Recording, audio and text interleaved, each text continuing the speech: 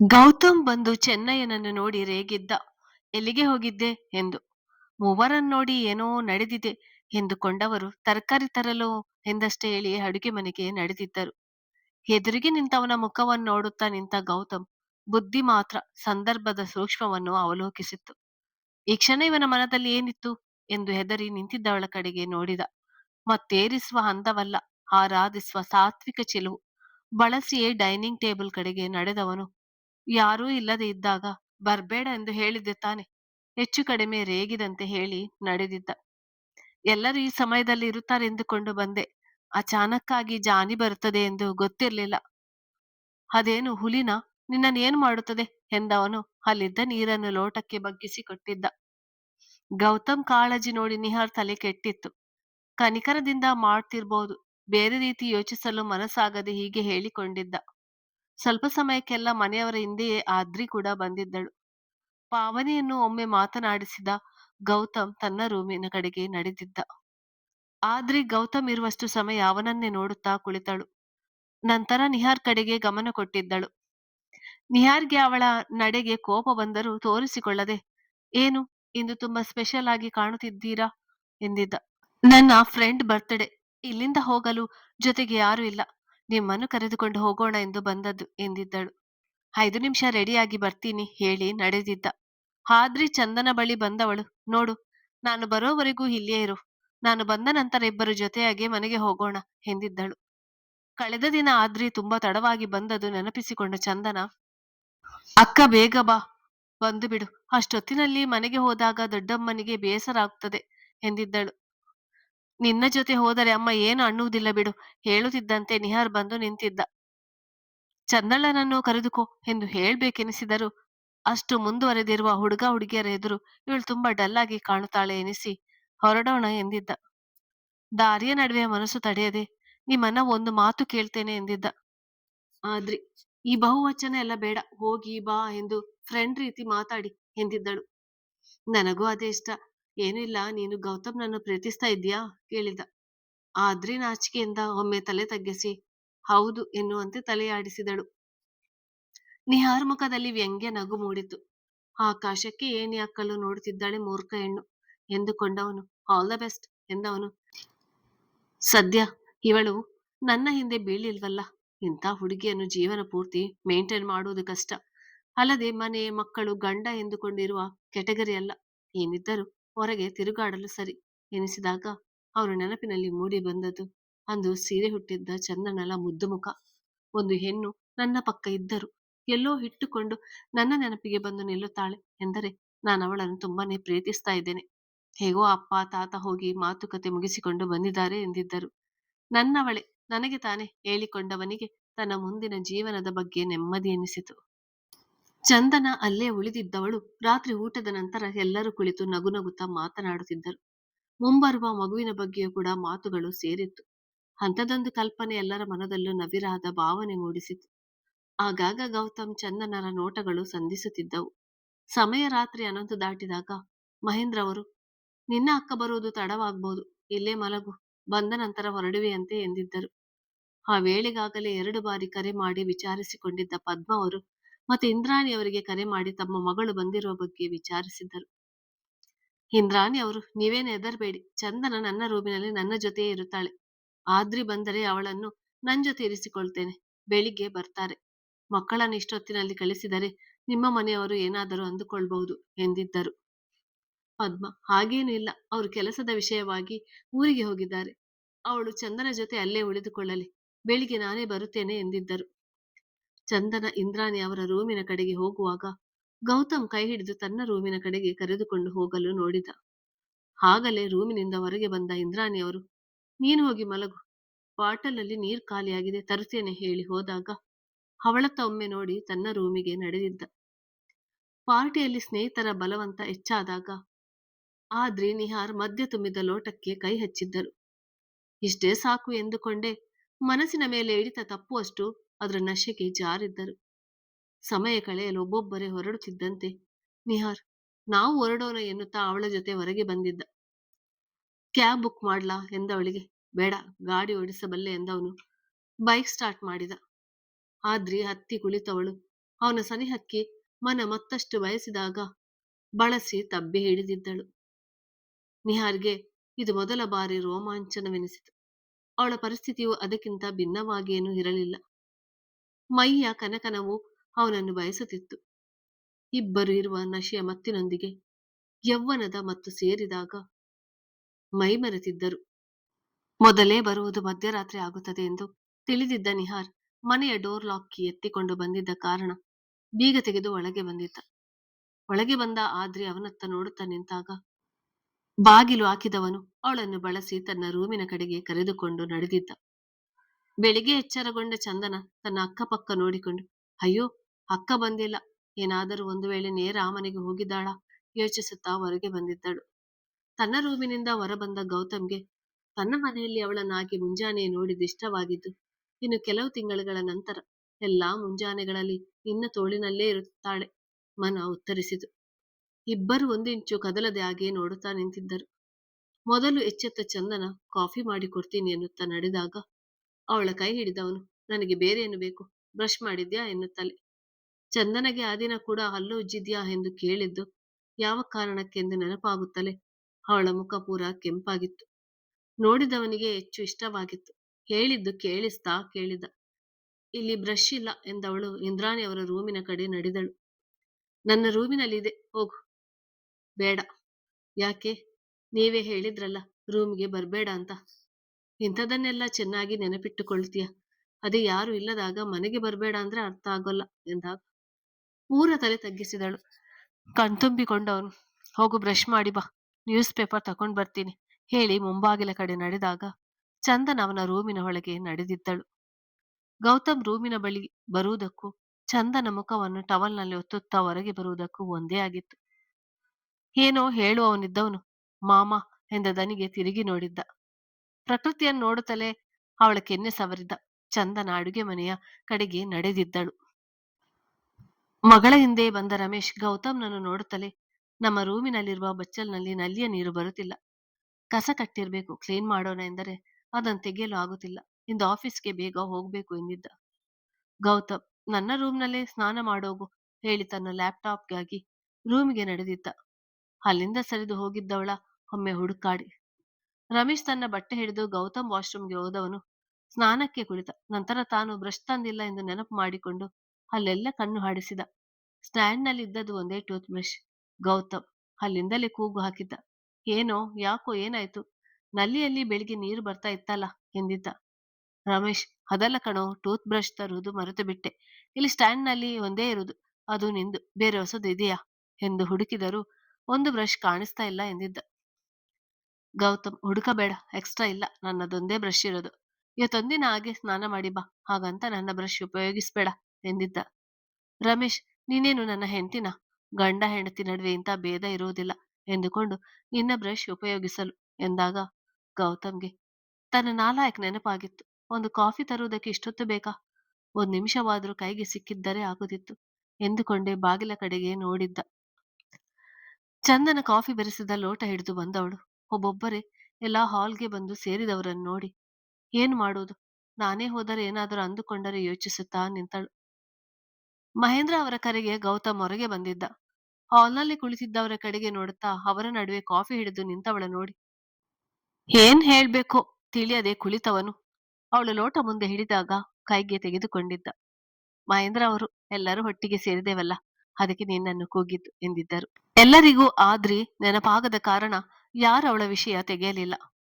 ಟವಲ್ನಲ್ಲಿ ತಲೆಯೊರೆಸುತ್ತಾ ಬಂದ ರಮೇಶ್, ಮೊದಲು ಎಕ್ಸ್ಟ್ರಾ ಒಂದೆರಡು ಟೂತ್ ಬ್ರಷ್ ತಂದಿಡು, ಅಕಸ್ಮಾತ್ ಬೇರೆ ಯಾರಿಗಾದರೂ ಸಮಯ ಸಂದರ್ಭದಲ್ಲಿ ಬೇಕಾದರೆ ಹೇಳಿ ನಡೆದಿದ್ದ. ಪಾವನಿ ತನ್ನ ರೂಮಿನ ಕಡೆ ಓಡಾಡುತ್ತಿದ್ದ ಮಗಳು ಮುಗ್ಗರಿಸದಂತೆ ಬೀಳಲು ಹೋದಾಗ ಗಾಬರಿಗೊಂಡವಳು ಪ್ರಕೃತಿ ಎಂದು ಕೂಗುತ್ತಾ ಸಡನ್ ಆಗಿ ಎದ್ದು ನಿಂತಿದ್ದಳು. ಅಷ್ಟೇ, ಮರುಕ್ಷಣವೇ ಅಮ್ಮ ಎಂದು ಕೂಗಿನೊಂದಿಗೆ ಹೊಟ್ಟೆ ಹಿಡಿದುಕೊಂಡಿದ್ದಳು. ಇದ್ದಕ್ಕಿದ್ದಾಗೆ ವಾಟರ್ ಬ್ರೇಕ್ ಆಗಿತ್ತು. ನೋಡುತ್ತಲೇ ಇಂದ್ರಾಣಿ ಅವರಿಗೆ ಅರ್ಥವಾಗಿತ್ತು. ಆಸ್ಪತ್ರೆಗೆ ಕರೆದುಕೊಂಡು ಹೋಗೋಣ, ನೀರು ಹೋಗಿಬಿಟ್ಟಿದೆ ಎನ್ನುತ್ತಲೇ ಗೌತಮ್ಗೆ ಅವಳ ಸ್ಥಿತಿ ನೋಡಿ ನಿಜಕ್ಕೂ ಗಾಬರಿಯಾಗಿತ್ತು. ಆ ವೇಳೆಗೆ ರಮೇಶ್ ಕೂಡ ರೂಮಿನಿಂದ ಹೊರಗೆ ಬಂದಿದ್ದ. ಗೌತಮ್ ಪಾವನಿಯನ್ನು ನಿಧಾನಕ್ಕೆ ಎತ್ತಿಕೊಂಡವನು, ರಮೇಶ್, ನನ್ನ ರೂಮಿಗೆ ಹೋಗಿ ಕಾರಿನ ಕೀ ತೆಗೆದುಕೊಂಡು ಬಾ ಎಂದು ಹೇಳಿ ಹೊರಗೆ ನಡೆದಿದ್ದ. ಕಾರಿನ ಕೀ ಗೌತಮ್ ಕೈಗೆ ಕೊಟ್ಟ ರಮೇಶ್ ಗಾಬರಿಗೆ ಒಳಗಾಗಿದ್ದವನು, ನಾನು ಡ್ರೈವ್ ಮಾಡಲಾರೆ ಎಂದಿದ್ದ. ಗೌತಮ್, ನೀನು ಪಾವನಿ ಜೊತೆ ಹಿಂದೆ ಕುಳಿತುಕೋ ಹೇಳುತ್ತಾ ತನ್ನ ಕೈಗೆ ಕೀ ತೆಗೆದುಕೊಂಡಿದ್ದ. ಇಂದ್ರಾಣಿ ಅವರು ಪಾವನಿ ಆಸ್ಪತ್ರೆ ರಿಪೋರ್ಟ್ ತೆಗೆದುಕೊಳ್ಬೇಕು ಎಂದಿದ್ದರು. ಪಾವನಿ ರಮೇಶ್ ಕೈ ಹಿಡಿದು ನೋವು ತಿನ್ನುತ್ತಿದ್ದುದನ್ನು ನೋಡಿದ ಗೌತಮ್ ತಾನೇ ಒಂದೇ ಉಸಿರಿಗೆ ಮನೆಯೊಳಗೆ ಬಂದಿದ್ದ. ಪಾವನಿ ರೂಮಿಗೆ ಹೋಗಿ ಫೈಲ್ ಹಿಡಿದು ಹೊರಗೆ ಬಂದವನು ಅಂದಿನ ಆಸ್ಪತ್ರೆಯ ದೃಶ್ಯ ನೆನಪಾಗಿ ಹೆದರಿಕೆಯಿಂದ ಸೋಫಾ ಮೇಲೆ ಮುದುರಿ ಕುಳಿತಿದ್ದ ಚಂದನನ್ನು ನೋಡಿ ಬಳಿ ಬಂದವನು ಅವಳ ಕೈ ಹಿಡಿದು, ಹೆದರ್ಕೊಳ್ಬೇಡ, ಏನೂ ಆಗೋಲ್ಲ ಹೇಳಿ ನಡೆದಿದ್ದ. ಚಿನ್ನಯ್ಯ ಅಡುಗೆ ಮನೆಯಿಂದ ಹೊರಗೆ ಬಂದವರು ಇನ್ನು ಸಪ್ಪಗೆ ಕುಳಿತಿದ್ದ ಚಂದನಳನ್ನು ನೋಡಿ, ಏನು ಆಗೋಲ್ಲ, ಹೆದರಿಕೊಳ್ಬೇಡ, ಬೇಗ ತಿಂಡಿ ಮುಗಿಸಿ ಬಿಡ್ತೀನಿ, ಆಸ್ಪತ್ರೆಗೆ ಹೋಗೋಣ ಎಂದಿದ್ದರು. ಬಟ್ಟೆ ತೊಟ್ಟ ಆದ್ರಿಗೆ ಒಂದು ಕ್ಷಣ ತಪ್ಪು ಮಾಡಿಬಿಟ್ಟೆ ಎನ್ನುವ ಭಾವ ಕಾಡಿತ್ತು. ನಿಹಾರ ಆಗಲೇ ಸ್ನಾನ ಮುಗಿಸಿ ರೆಡಿಯಾಗಿದ್ದವನು ಅವಳ ಬಳಿ ಬಂದು ಕುಳಿತು, ನಾವು ನಿನ್ನೆ ಹಾಗೆ ದುಡುಕಬಾರದಿತ್ತು ಎಂದಿದ್ದ. ಏನು ಹೇಳದೆ ಕುಳಿತವಳ ಮುಖ ನೋಡಿ, ನೀನು ಗೌತಮ್ ಹುಡುಗಿ ಎಂದು ತಿಳಿದಿದ್ದು ಮುಂದುವರೆದಿದ್ದು ನನ್ನದೇ ತಪ್ಪು. ಇದನ್ನು ಇಲ್ಲಿಗೆ ಮರೆತು ಬಿಡೋಣ. ಕೆಲವೊಮ್ಮೆ ಹೀಗೆ ಆಗುವುದು ಸಹಜ. ನಿನ್ನ ಗಮನ ಗೌತಮ್ ಕಡೆ ಇರಲಿ ಎಂದಿದ್ದ. ಅವನು ಅವನ ಕುಟುಂಬದ ಹಿನ್ನೆಲೆ, ಕೆಲಸದ ಬಗ್ಗೆ ಎಲ್ಲ ಹೇಳಿಕೊಂಡಿದ್ದ ಕಾರಣ, ಆದ್ರೆ ನಾನು ಇಂಥವನನ್ನು ಮದುವೆಯಾಗಿ ಮಧ್ಯಮ ವರ್ಗದ ಕುಟುಂಬದಲ್ಲಿ ಬಾಳಲು ಸಾಧ್ಯವಿಲ್ಲ. ಹೇಗೋ ಇವನು ನಿನ್ನೆಯ ಬಗ್ಗೆ ಗಂಭೀರವಾಗಿ ತೆಗೆದುಕೊಂಡಿಲ್ಲ ಎಂದುಕೊಂಡವಳು ಹಾಗೇ ಮಾಡೋಣ ಎಂದಿದ್ದಳು. ನಿಹಾರ್ ಗೌತಮ್ನಿಂದ ಫೋನ್ ಕಾಲ್ ಬಂದಾಗ, ಒಂದ್ ನಿಮಿಷ ಮಾತನಾಡ್ಬೇಡ ಎಂದವನು, ಹೇಳು, ಏನು ಬೆಳಿಗ್ಗೆನೆ ಫೋನ್ ಮಾಡ್ತಿದ್ಯಾ ಎಂದಿದ್ದ. ಗೌತಮ್, ಪಾವನಿಯನ್ನು ಆಸ್ಪತ್ರೆಗೆ ಕರೆದುಕೊಂಡು ಬಂದಿದ್ದೇನೆ. ಒಂದು ರಿಪೋರ್ಟ್ ಮನೆಯಲ್ಲಿ ಮಿಸ್ ಆಗಿ ಬಿಟ್ಟಿದೆ ಅಂತೆ. ಟೇಬಲ್ ಡ್ರಾಯರ್ ನಲ್ಲಿ ಇದೆ ಅಂತೆ. ತೆಗೆದುಕೊಂಡು ಬಾ, ನಾವೆಲ್ಲ ಆಸ್ಪತ್ರೆಯಲ್ಲಿ ಇದ್ದೇವೆ ಎಂದಿದ್ದ. ಆದ್ರಿಗೆ ವಿಷಯ ತಿಳಿಸಿದವನು, ಹೇಗೋ ಎಲ್ಲರೂ ಆಸ್ಪತ್ರೆಯಲ್ಲಿ ಇದ್ದಾರಂತೆ, ಇಲ್ಲಿ ನಡೆದದ್ದು ಇಷ್ಟಕ್ಕೆ ಮರೆತು ಬಿಡೋಣ ಎಂದವನು ಅತಿ ಹೆಚ್ಚು ಸಂಕೋಚ ಪಡದೆ ಮುಂದುವರೆದವಳ ರೀತಿ ನೆನಪಾಗಿ ಅವಳ ಬಗ್ಗೆ ತುಂಬಾ ಕೀಳಾಗಿ ಯೋಚಿಸಿದ್ದ. ಮೇಲೆ ಮಾತ್ರ ಅದೇ ಕೃತಕ ನಗು.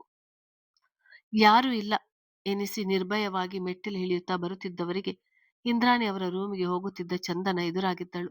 ಇಬ್ಬರನ್ನು ಒಟ್ಟಿಗೆ ನೋಡಿ ಒಂದು ಕ್ಷಣ ಹಾಗೆ ನಿಂತು ಬಿಟ್ಟಳು. ಆದ್ರೆ ತಡವರಿಸುತ್ತಿದ್ದಂತೆ, ನಿಹಾರ್, ಅದು ರಾತ್ರಿ ಬಂದಾಗ ತುಂಬಾ ತಡವಾಗಿತ್ತು. ನಿಮಗೆ ಹೇಗೆ ಡಿಸ್ಟರ್ಬ್ ಮಾಡೋದು ಎನ್ನುತ್ತಿದ್ದರು. ನಾನು ಮೇಲೆ ಎಕ್ಸ್ಟ್ರಾ ರೂಮ್ಗಳು ಇರುವುದಾಗಿ ಹೇಳಿದೆ. ಮೇಲಿನ ಕೋಣೆ ರೂಮಿನಲ್ಲಿ ಉಳಿದುಕೊಂಡಿದ್ದರು ಅನ್ಸುತ್ತೆ ಎಂದಾಗ, ಆದ್ರೆ ಅದನ್ನು ಅನುಮೋದಿಸಿದಳು ಚಂದನ. ಪರವಾಗಿಲ್ಲ, ಎಚ್ಚರಿಸಿದ್ದರೆ ಆಗುತ್ತಿತ್ತು. ನಾನು ತುಂಬಾ ಸಮಯ ಎದ್ದಿದ್ದೆ. ದೊಡ್ಡಮ್ಮ ತುಂಬಾ ಟೆನ್ಷನ್ ತೆಗೆದುಕೊಂಡಿದ್ದರು ಎಂದಾಗ, ಹಾಗಾದ್ರೆ ಮಮ್ಮಿಗೆ ನಾನು ಒಬ್ಬಳೆ ಪಾರ್ಟಿಗೆ ಹೋಗಿದ್ದು ಗೊತ್ತಾಯ್ತಾ? ಇನ್ನು ಒಂದು ದಿನ ಪೂರ್ತಿ ಕ್ಲಾಸ್ ತೆಗೆದುಕೊಳ್ಳುತ್ತಾರೆ ಎಂದಿದ್ದಳು ಚಂದನ. ಅಕ್ಕ, ನಿನ್ನೆ ತುಂಬಾ ಡ್ರಿಂಕ್ಸ್ ತೆಗೆದುಕೊಂಡಿದ್ಯಾ, ಒಂದು ರೀತಿ ಕಾಣುತ್ತಿದ್ಯಾ ಎಂದಾಗ, ಹಾಗೇನಿಲ್ಲ, ನಿದ್ದೆ ಇಲ್ಲದೆ ಇರುವುದಕ್ಕೆ ಹಾಗೆ ಕಾಣುತ್ತಿರ್ಬೇಕು, ಬಾ ಮನೆಗೆ ಹೋಗೋಣ ಎಂದಿದ್ದಳು. ಅದೇ ಸಮಯಕ್ಕೆ ನಿಹಾರ್, ರಿಪೋರ್ಟ್ ಒಂದು ಮಿಸ್ ಆಗಿದೆ ಅಂತೆ, ತೆಗೆದುಕೊಂಡು ಬರಲು ಗೌತಮ್ ಹೇಳಿದ್ದಾನೆ, ಈಗ ಆಸ್ಪತ್ರೆಗೆ ಹೋಗುತ್ತಿದ್ದೇನೆ ಎಂದಿದ್ದ. ಚಂದನ ತನ್ನ ಜೊತೆ ಬರುವಳೇನೋ ಎಂದುಕೊಂಡು ತಕ್ಷಣ ಚಂದನ, ನಾನೂ ಬರ್ತೀನಿ, ಪಾವನಿ ಅತ್ತೆಗೆ ಜೊತೆ ಇರ್ತೀನಿ, ಪ್ರಕೃತಿ ಬೇರೆ ಅಲ್ಲೇ ಇದ್ದಾಳೆ, ನೋಡಿಕೊಳ್ಳಲು ಯಾರಾದರೂ ಬೇಕಲ್ಲ ಎಂದಿದ್ದಳು.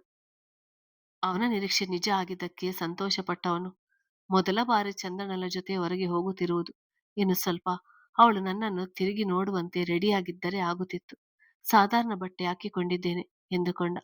ಒಂದ್ ನಿಮಿಷ ಎನ್ನುತ್ತಾ ಚಂದನ ಇಂದ್ರಾಣಿ ಅವರ ರೂಮಿಗೆ ಹೋದಾಗ, ಎಷ್ಟೇ ಆದರೂ ಜೊತೆಗೆ ಉಳಿದಿದ್ದರ ಮತ್ತು ಇನ್ನೂ ಇದ್ದುದರಿಂದ ಹೋಗಿ ಮಲಗಿ ರೆಸ್ಟ್ ಮಾಡು ಎಂದಿದ್ದ.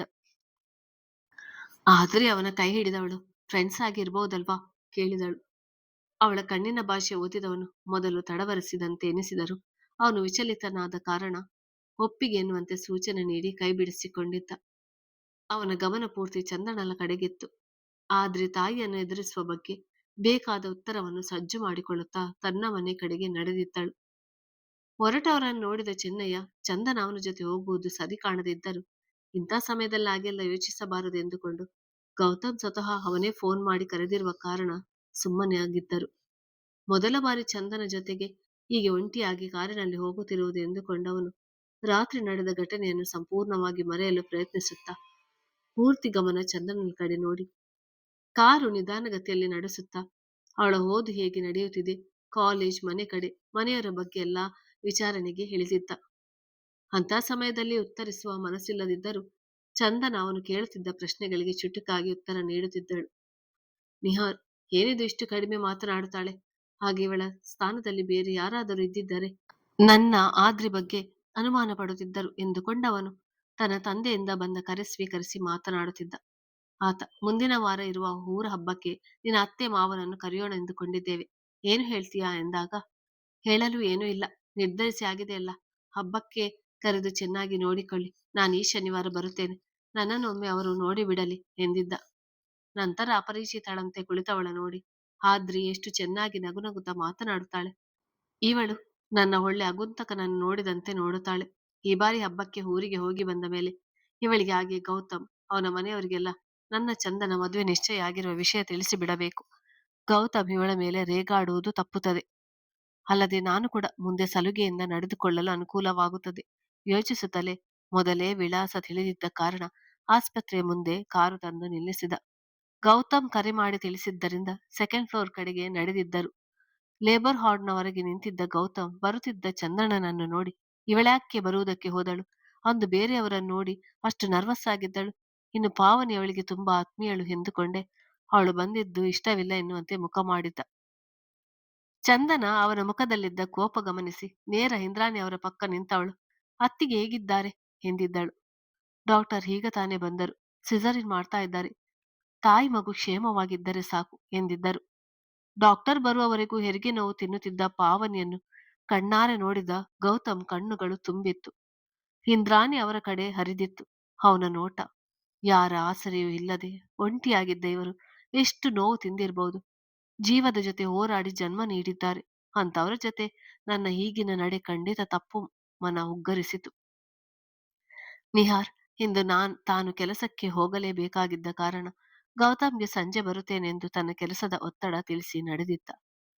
ಅಲ್ಲಿಗೆ ಆಗ್ತಾನೆ ಕರೆದುಕೊಂಡು ಬಂದ ತುಂಬಿದ ಗರ್ಭಿಣಿ ನೋವು ತಿನ್ನುತ್ತಿರುವುದನ್ನು ನೋಡಿದ ಚಂದನ ಬೆಳಗಿನಿಂದ ಏನೂ ತಿನ್ನದಿದ್ದವಳು ತಲೆ ಸುತ್ತು ಬಂದಂತೆ ಎನಿಸಿ ಅಲ್ಲೇ ಗೋಡೆಗೆ ಹೊರಗಿದ್ದಳು. ಅವಳನ್ನು ಗಮನಿಸುತ್ತಿದ್ದ ಗೌತಮ್ ಬಳಿಗೆ ಬಂದವನು ನಿಹಾರಿ ಇವಳನ್ನು ಯಾಕೆ ಕರೆದುಕೊಂಡು ಬಂದ ಎಂದುಕೊಳ್ಳುತ್ತಲೇ ಅವಳನ್ನು ಹಿಡಿದು ನಿಲ್ಲಿಸಿ, ಇಲ್ನೋಡು, ಕಣ್ಣು ಬಿಡು, ಏನೂ ಆಗಿಲ್ಲ ಎಂದಿದ್ದ. ಮಹೇಂದ್ರ ಇಂದ್ರಾಣಿ ಅವರು ಕೂಡ ಅವಳ ಕಡೆ ಗಮನ ವಹಿಸಿದರು. ಅಲ್ಲಿಗೆ ಬಂದ ವಾರ್ಡ್ ಬಾಯ್, ಗೌತಮ್ ಪರಿಚಯ ಇದ್ದ ಕಾರಣ, ಸರ್, ಪಕ್ಕದ ವಾರ್ಡ್ ಖಾಲಿ ಇದೆ, ರೆಸ್ಟ್ ತೆಗೆದುಕೊಳ್ಳುವ ಆಗಿದ್ದರೆ ನೋಡಿ, ಯಾರು ಪೇಷಂಟ್ ಇಲ್ಲ, ಈಗ ತಾನೇ ರೂಮ್ ಕ್ಲೀನ್ ಮಾಡಿದ್ದೇವೆ ಎಂದಿದ್ದ. ಗೌತಮ್ ನೀರಿನ ಬಾಟಲ್ ತರುವಂತೆ ಹೇಳಿ ಚಂದನಳನ್ನು ಅಲ್ಲಿಗೆ ಕರೆದುಕೊಂಡು ನಡೆದಿದ್ದ. ನರ್ಸ್ ಒಬ್ಬರು ಲೇಬರ್ ವಾರ್ಡ್ನಿಂದ ಹೊರಗೆ ಬಂದ ಕಾರಣ ಇಂದ್ರಾಣಿ ಅವರು ಆಕೆಯನ್ನು ವಿಚಾರಿಸುತ್ತಾ ಅಲ್ಲೇ ನಿಂತರು. ಗೌತಮ್ ಅಲ್ಲಿದ್ದ ಖಾಲಿ ಬೆಡ್ ಮೇಲೆ ಕೂರಿಸಿದವನು, ನೀನ್ ಯಾಕೆ ಬರುವುದಕ್ಕೆ ಹೋದೆ? ಮೊದಲೇ ಪಾವನಿ ವಿಷಯಕ್ಕೆ ತಲೆ ಕೆಡುತ್ತಿದೆ. ಜೊತೆಗೆ ನೀನು ಬೇರೆ ಈ ರೀತಿ ಪೇಷಂಟ್ ಆದ್ರೆ ಏನ್ ಮಾಡ್ಬೇಕು? ಏನು ಆಗೋಲ್ಲ. ಟೆಕ್ನಾಲಜಿ ತುಂಬಾ ಮುಂದುವರೆದಿದೆ. ಡಾಕ್ಟರ್ ಏನು ಸಮಸ್ಯೆ ಇಲ್ಲ ಎಂದು ಹೇಳಿದ್ದಾರೆ. ಧೈರ್ಯವಾಗಿರು. ನೀನು ಇಲ್ಲೇ ರೆಸ್ಟ್ ಮಾಡು, ನಾನು ಹೊರಗೆ ಹೋಗ್ತೇನೆ ಎಂದಿದ್ದ. ಈಗ ಪರವಾಗಿಲ್ಲ, ನಿಮ್ ಜೊತೆ ಮಾತನಾಡಿದ ಮೇಲೆ ಸರಿ ಹೋಯ್ತು. ನಾನು ಹೊರಗೆ ಬರ್ತೀನಿ ಎನ್ನುವಷ್ಟರಲ್ಲಿ ವಾರ್ಡ್ ಬಾಯ್ ನೀರಿನ ಬಾಟಲ್ ಹಿಡಿದು ಬಂದಿದ್ದರು. ಸರ್, ನಮ್ಮ ಅಕ್ಕ ನಿಮ್ಮ ಆಫೀಸ್ನಲ್ಲಿ ಕೆಲಸ ಮಾಡುತ್ತಿರುವುದು ಎನ್ನುತ್ತಾ ಹೆಸರು ಹೇಳಿದಾಗ, ಹೌದಾ, ಥ್ಯಾಂಕ್ಸ್ ಎಂದವನು ಬಾಟಲ್ ಪಡೆದು ಅವಳಿಗೆ ನೀರು ಕುಡಿಸಿದ್ದ. ಗೌತಮ್ ಜೊತೆ ಚಂದನ ಕೂಡ ಹೊರಗೆ ಬಂದಿದ್ದಳು. ನಂತರ ಅವಳ ಕಡೆ ಗಮನ ಕೊಟ್ಟ ಇಂದ್ರಾಣಿ ಅವರು, ಈಗ ಪರವಾಗಿಲ್ವಾ? ಆಗದೇ ಇದ್ದರೆ ಹೇಳು, ಮನೆಗೆ ಕಳಿಸಿಕೊಡುತ್ತೇನೆ ಎಂದಿದ್ದರು. ಈಗ ಪರವಾಗಿಲ್ಲ, ಇಲ್ಲೇ ಇರ್ತೀನಿ ಎಂದವಳ ಕಡೆ ನೋಡಿದ ರಮೇಶ್, ಪಾವನಿಯಿಂದ ವಿಷಯ ತಿಳಿದಿದ್ದವರು. ಮುಂದೆ ಬೇರೆ ಹೆಣ್ಣು ಆ ಮನೆಗೆ ಸೊಸೆಯಾಗಿ ಬಂದಿದ್ದರೆ ಪಾವನಿಗೆ ಅಲ್ಲಿ ಆಸರೆ ಸಿಗುವುದು ಕಷ್ಟವಾಗುತ್ತಿತ್ತು. ಆದ್ರೆ ಚಂದನ ಆಗಲ್ಲ. ಅವಳಿಗೆ ನಮ್ಮ ಕುಟುಂಬದ ಮೇಲೆ ಪ್ರೀತಿ ಗೌರವ ಇದೆ ಎಂದುಕೊಂಡವನು ಮತ್ತೆ ದೇವರ ನೆನೆದು ಕುಳಿತಿದ್ದ. ಲೇಬರ್ ವಾರ್ಡ್ನಿಂದ ಬಂದ ಸಿಸ್ಟರ್, ಗಂಡು ಮಗು, ತಾಯಿ ಮಗು ಇಬ್ಬರು ಕ್ಷೇಮದಿಂದ ಇದ್ದಾರೆ ಎಂದಾಗ ಎಲ್ಲರೂ ನೆಮ್ಮದಿಯಾಗಿ ಉಸಿರಾಡಿದರು. ಗೌತಮ್ ರಮೇಶ್ ಇಬ್ಬರು ಎಷ್ಟು ಭಾವುಕರಾಗಿದ್ದರು ಎಂದರೆ ಒಬ್ಬರನ್ನೊಬ್ಬರು ಅಪ್ಪಿ ತಮ್ಮ ಸಂತೋಷ ವ್ಯಕ್ತಪಡಿಸಿದರು. ಅದಾದ ಸ್ವಲ್ಪ ಸಮಯಕ್ಕೆ ಸಿಸ್ಟರ್ ಅವರದೇ ಆಸ್ಪತ್ರೆಯ ಮಗುವನ್ನು ಮಲಗಿಸುವ ಬಟ್ಟೆಯಲ್ಲಿ ಸುತ್ತಿಕೊಂಡು ಮಗುವನ್ನು ಎತ್ತಿಕೊಂಡು ಬಂದಿದ್ದರು. ಮುದ್ದಾಗಿದ್ದ ತನ್ನ ಮಗುವನ್ನು ನೋಡಿ ರಮೇಶ್ ಸಂತೋಷಪಟ್ಟವನು. ಅವನ ಕೈಗೆ ಕೊಡಲು ಹೋದಾಗ ತಾನು ಮತ್ತೊಂದು ಮಗು ಬೇಡ ಎಂದದ್ದು ನೆನಪಾಗಿ ಪಾವನಿಯ ಹಠಕ್ಕೆ ಗೌತಮ್ ಅವಳ ಜೊತೆಗೆ ನಿಂತು ಮಗುವನ್ನು ಉಳಿಸಿಕೊಂಡದ್ದು. ಅವಳ ಆರೋಗ್ಯದಿಂದ ಗೌತಮ್ನ ಶ್ರಮ ಅರಿವಾಗುತ್ತಲೇ, ಮಗುವನ್ನು ಮೊದಲು ಅದರ ಸೋದರ ಮಾವನ ಕೈಗೆ ಕೊಡಿ, ಅವನಂತೆ ಯಶಸ್ಸು ಕೀರ್ತಿ ಎರಡು ಸಿಗಲಿ ನನ್ನ ಮಗನಿಗೆ ಎಂದಿದ್ದ. ಗೌತಮ್ ಮೊದಲು ಹೆದರಿದರು, ನಂತರ ತನ್ನ ತೋಳಿನಲ್ಲಿ ಮಗುವನ್ನು ತುಂಬಿಕೊಂಡಿದ್ದ. ಆ ಕ್ಷಣದ ಪುಳಕ ವರ್ಣಿಸದಾಗಿತ್ತ. ರಮೇಶ್ ಸಿಸ್ಟರ್ ಬಳಿ ತನ್ನ ಹೆಂಡತಿಯ ಆರೋಗ್ಯದ ಬಗ್ಗೆ ವಿಚಾರಿಸ್ತಾ ನಿಂತ.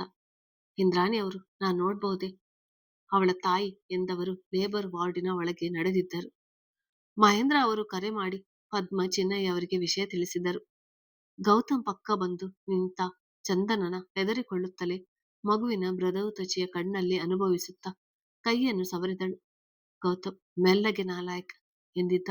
ಅವಳಾಗಾಗ ಮಗು ಎನ್ನುತ್ತಿದ್ದದ್ದು ನೆನಪಾಗಿ ಚಂದನ ಕೂಡ ಅವನತ್ತ ನೋಡಿದಳು.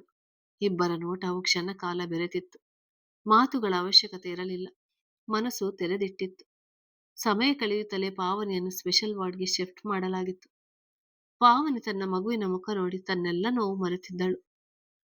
ಗೌತಮ್ ಅವಳ ತಲೆ ನೆವರಿಸಿ, ಹೇಗಿದ್ಯಾ? ನಿನ್ನ ಮಗ ನೋಡು ಹೇಗಿದ್ದಾನೆ ಎಂದಿದ್ದ. ಪಾವನಿ ಅವನ ಕೈ ಹಿಡಿದವಳು. ಇಂದು ನಾನು, ನನ್ನ ಮಗು ಇಷ್ಟು ಕ್ಷೇಮದಿಂದ ಇದ್ದೀವಿ ಎಂದರೆ ಅದು ನಿನ್ನಿಂದನೇ ಅಣ್ಣ. ನಾವಿಷ್ಟು ದೊಡ್ಡ ಆಸ್ಪತ್ರೆಯಲ್ಲಿ ಖಂಡಿತ ಟ್ರೀಟ್ಮೆಂಟ್ ತಗೋತಾ ಇರಲಿಲ್ಲ. ಅದು ಅಲ್ಲದೆ ಈ 9 ತಿಂಗಳು ನೀನು ನನ್ನನ್ನು ಕಾಳಜಿ ಮಾಡಿದ ರೀತಿ, ಯಾವ ಒತ್ತಡವು ನನ್ನ ಬಳಿ ಸುಳಿಯದಂತೆ ನೋಡಿಕೊಂಡೆ. ಪ್ರತಿ ಕ್ಷಣ ನಾನು ನೆಮ್ಮದಿಯಾಗಿಯೇ ಇದ್ದೆ ಎಂದಿದ್ದಳು. ಆ ಮಾತೆಲ್ಲ ಈಗ ಯಾಕೆ, ರೆಸ್ಟ್ ಮಾಡು ಎಂದಿದ್ದ. ರಮೇಶ್ ಕೂಡ ತನ್ನ ಹೆಂಡತಿಯ ಮಾತನ್ನು ಹೇಳಿ ಗೆಳೆಯನಿಗೆ ಮತ್ತೊಮ್ಮೆ ಥ್ಯಾಂಕ್ಸ್ ಕಣೋ ಎಂದಿದ್ದ. ಇಂದ್ರಾಣಿ ಅವರು ಮಗುವನ್ನು ತಾವೇ ಎತ್ತಿಕೊಂಡು ಕುಳಿತಿದ್ದರು. ಪದೇ ಪದೇ ನೋಡಲು ಬಯಸುವಂತಹ ಸನ್ನಿವೇಶ. ಒಂಟಿಯಾಗಿ ಉಳಿದಿದ್ದವನಿಗೆ ಅವನಿಗೆ ತಿಳಿಯದಂತೆ ಒಂದಕ್ಕೊಂದು ಸಂಬಂಧಗಳು ಬೆಳೆಯುತ್ತಾ ಹೋಗಿ ತುಂಬು ಕುಟುಂಬದ ನಡುವೆ ಸೇರುವಂತೆ ಮಾಡಿತ್ತು. ಮರುದಿನ ಸಂಜೆ ಮನೆಗೆ ಬಂದು ಫ್ರೆಶ್ ಆದ ರಮೇಶ್ ಇಂದ್ರಾಣಿ ಅವರು ತಮ್ಮ ಜೊತೆ ಬರುವುದಾಗಿ ಹೇಳಿದಾಗ ಅವರಿಗಾಗಿ ಕಾಯ್ದು ನಿಂತಿದ್ದ. ಕಾಫಿ ಬಿಸಿ ನೀರು ಹಿಡಿದು ಬಂದವರು ಹೊರಡೋಣ ಎಂದಾಗ ಅಲ್ಲೇ ಇದ್ದ ಗೌತಮ್, ನಾನು ವಿನೋದ್ಗಾಗಿ ಕಾಯ್ತಾ ಇದ್ದೀನಿ. ಆಮೇಲೆ ತಾತ ಕಾರಿನಲ್ಲಿ ಬರ್ತೀನಿ. ನೀನು ನನ್ನ ಕಾರ್ ತಕೊಂಡು ಹೋಗು ಎನ್ನುತ್ತಾ ಕಾರಿನ ಕೀ ಕೊಟ್ಟಿದ್ದ. ಇಂದ್ರಾಣಿ ಅವರು ಬೈಕ್ನಲ್ಲಿ ಹೇಗೆ ಕುಳಿತುಕೊಳ್ಳುವರು ಎಂದು ಗಾಬರಿಯಿಂದ. ರಮೇಶ್ಗೂ ಅದೇ ಮನೋಭಾವ ಇದ್ದಿದ್ದರಿಂದ ಸಲ್ಲದಕ್ಕೆ ಪ್ರಕೃತಿ ಕೂಡ ಜೊತೆಯಲ್ಲೇ ಇದ್ದ ಕಾರಣ ಕಾರಿನ ಕೀ ಪಡೆದು ನಡೆದಿದ್ದ. ಬಂದ ವಿನೋದ್ ಅರ್ಧ ಗಂಟೆ ಉಳಿದಿದ್ದವನು ಗೌತಮ್ ಜೊತೆ ಕಾಲೇಜ್ನ ಕಟ್ಟಡದ ಬಗ್ಗೆ ಚರ್ಚಿಸಿ ಹೊರಟಿದ್ದ. ಸಮಯ ನೋಡಿದ ಗೌತಮ್ ಆಸ್ಪತ್ರೆಗೆ ಹೋಗಿ ಬಂದು ಬಿಡೋಣ ಎಂದುಕೊಳ್ಳುತ್ತಲೇ ಮಗುವಿನ ನೆನಪಾಗಿತ್ತು. ಅದರ ಹಿಂದೆ ಅವನ ನಾಲಾಯಕ್ ನೆನಪಾದಾಗ ಎಲ್ಲಿ ಇವಳು ಕೈಗೆ ಸಿಗುತ್ತಿಲ್ಲ ಎಂದುಕೊಂಡಿದ್ದ. ಹೆಜ್ಜೆ ಸದ್ದಿಗೆ ತಿರುಗಿ ನೋಡಿದವನು, ಈಗ ತಾನೇ ನೆನಪಿಸಿಕೊಂಡೆ ನೇರವಾಗಿ ಹೇಳಿದ್ದ. ಯಾಕೆ ಕೇಳಿದಳು. ಗೊತ್ತಿಲ್ಲ, ಮಗುವಿನ ನೆನಪಾಯ್ತು. ಅದರ ಹಿಂದೆ ನೀನು ನೆನಪಾದೆ. ಏನದು ಕೈಯಲ್ಲಿ ಕೇಳಿದ. ಅವನ ಮಾತಿಗೆ ನಾಚಿಕೆ ಮೂಡಿದರು. ದೊಡ್ಡಮ್ಮ ಕೊಟ್ಟು ಬರಲು ಹೇಳಿದ್ರು, ಕಾಟನ್ ಬಟ್ಟೆ ಎಂದಿದ್ದಳು. ಆಸ್ಪತ್ರೆಗೆ ಹೋಗ್ತಾ ಇದ್ದೀನಿ, ಬರ್ತೀಯಾ ಕೇಳಿದ್ದ. ಮಗುವನ್ನು ನೋಡುವ ಹಂಬಲ ಹೆಚ್ಚಾದಾಗ ಒಪ್ಪಿಗೆ ಎನ್ನುವಂತೆ ತಲೆ ಆಡಿಸಿದ್ದಳು. ಅಂದಿನ ಘಟನೆ ನೆನಪಾದಾಗ ಜಾನಿ ಜೊತೆ ಫ್ರೆಂಡ್ಶಿಪ್ ಮಾಡ್ತೀಯಾ ಕೇಳಿದ್ದ. ಯಾಕೆ, ಬೇಡ ಹೆದರಿಕೆಯಿಂದಲೇ ಕೇಳಿದ್ದಳು. ಸೇಫ್ಟಿ ಇರುತ್ತೆ, ಧೈರ್ಯ ಮೂಡುತ್ತೆ. ನನಗೆ ನೀವೊಬ್ಬರಿದ್ದರೆ ಸಾಕು, ಹೆದರಿಕೆ ಆಗೋಲ್ಲ. ಎಂಥ ಅಪಾಯದ ಸಮಯ ಸಂದರ್ಭದಲ್ಲೇ ಇದ್ದರೂ ನಿಮ್ಮನ್ನು ನೋಡುತ್ತಿದ್ದಾಗೆ ಒಂದು ರೀತಿ ಧೈರ್ಯ ಬಂದು ಬಿಡುತ್ತೆ. ಅಂದು ವ್ಯಾಲೆಂಟೈನ್ಸ್ ಡೇ ದಿನ. ಆದ್ರಿ ಅಕ್ಕನ ಫ್ರೆಂಡ್ ಆ ರೀತಿ ನನ್ನ ಹಿಂದೆ ಬಂದಾಗ ಅಲ್ಲಿ ನಿಮ್ಮನ್ನು ನೋಡಿದಾಗ ಮೂಡಿದ ಭಾವ ಅದೇ. ನೀವಿದ್ದೀರಲ್ಲ ಸಾಕು ಎಂದಿದ್ದಳು. ಅವಳು ತನ್ನ ಬಗ್ಗೆ ಇಟ್ಟಿರುವ ನಂಬಿಕೆ ನೋಡಿ ಹೇಗೆ ಅರ್ಥೈಸುವುದು ಇವಳಿಗೆ. ಬಳಿ ಬಂದವನು ಏನೋ ಹೇಳಬೇಕು ತಿಳಿಯದೆ ಬಳಸಿ ನೆತ್ತಿಗೆ ಮುತ್ತಿಟ್ಟಿದ್ದ. ತನಗೆ ಸೇರಿದವಳು ಎನ್ನುವ ಅನಿಸಿಕೆ ಒಂದು ರೀತಿಯ ಆತ್ಮೀಯತೆ ಭಾವನೆ ಮೂಡಿಸಿತ್ತು. ಏನು ಮಾತನಾಡಬೇಕೋ ತೋಚದೆ ಇದ್ದಲ್ಲೇ ಹರಳಿ ಸಂಕೋಚಿಸುತ್ತಿದ್ದ ತುಟಿಗಳ ನೋಡುತ್ತಾ ಅವಳ ಕಡೆಗೆ ವಾಲಿದ್ದ. ಕ್ಷಣಗಳು ಕಳೆಯುತ್ತಲೇ ಚಂದನ ಅವನ ಕೊರಳ ಸುತ್ತ ತನ್ನ ಕೈ ಬೆಸೆದಿದ್ದಳು. ಬೈಕ್ ನಿಲ್ಲಿಸಿ ಇಳಿದು ಬಂದ ನಿಹಾರ್ ಅಲ್ಲಿದ್ದ ಚಪ್ಪಲಿ ನೋಡಿ, ಚಂದನ ಇದ್ದಾಳೆ, ಗೌತಮ್ ಕಾರಿಲ್ಲ, ಮನೆಯವರೆಲ್ಲ ಹಾಗಾದ್ರೆ ಆಸ್ಪತ್ರೆಯಲ್ಲಿದ್ದಾರೆ. ಒಂಟಿಯಾಗಿ ಅವಳ ಜೊತೆ ಸಮಯ ಕಳೆಯಬಹುದು. ಹಾಗೆ ಅವಳಿಗೆ ನಾನೇ ನಿನ್ನ ನಿಶ್ಚಿತ ವರ ಎಂದು ಹೇಳಿಬಿಡಬೇಕೆಂದುಕೊಂಡವನಿಗೆ ಮಧ್ಯಾಹ್ನ ಆದ್ರಿ ಕರೆ ಮಾಡಿ ಹೇಳಿದ ವಿಷಯ ನೆನಪಾಗಿತ್ತು. ಅವಳಿಂದ ಮೊದಲು ಬಿಡಿಸಿಕೊಳ್ಬೇಕು ಹೇಳುತ್ತಲೇ ಒಳಗೆ ಬಂದಿದ್ದವನು ಎಲ್ಲಿವಳು ಕಾಣುತ್ತಿಲ್ಲ ಎಂದುಕೊಳ್ಳುತ್ತಲೇ ಗೌತಮ್ ರೂಮಿನಿಂದ ಸದ್ದು ಕೇಳಿದಂತೆ ಎನಿಸಿ ಅತ್ತ ಬಂದವನು ಅರೆತೆರೆದ ಬಾಗಿಲಿನಿಂದ ನೋಡಿದ ದೃಶ್ಯಕ್ಕೆ ಒಂದು ಕ್ಷಣ ಅದುರಿದವನು ಹಾಗೆ ನಿಂತು ಬಿಟ್ಟ. ಚಂದನ ಸನಿಹಕ್ಕೆ ಮತ್ತಷ್ಟು ಮತ್ತೇರಿದಾಗ ಗೌತಮ್ ಆವೇಶಗೊಂಡಿದ್ದವನು ಅವಳ ತುಟಿಗಳನ್ನು ಗಾಢವಾಗಿ ಚುಂಬಿಸುತ್ತಾ ಮತ್ತಷ್ಟು ತನ್ನ ಸನಿಹಕ್ಕೆ ಸೇರಿಸಿಕೊಂಡಿದ್ದ. ತನು ಮನ ಎಲ್ಲ ನಿಮ್ಮದೇ ಎನ್ನುವ ಸ್ಪಂದನೆ ಚಂದನಲ ಕಡೆಯಿಂದ ಮತ್ತಷ್ಟು ಅವನ ಕೊರಳನ್ನು ಗಟ್ಟಿಯಾಗಿ ಬಳಸಿದ್ದಳು. ಕತೆ ಮುಂದುವರಿಯುತ್ತದೆ.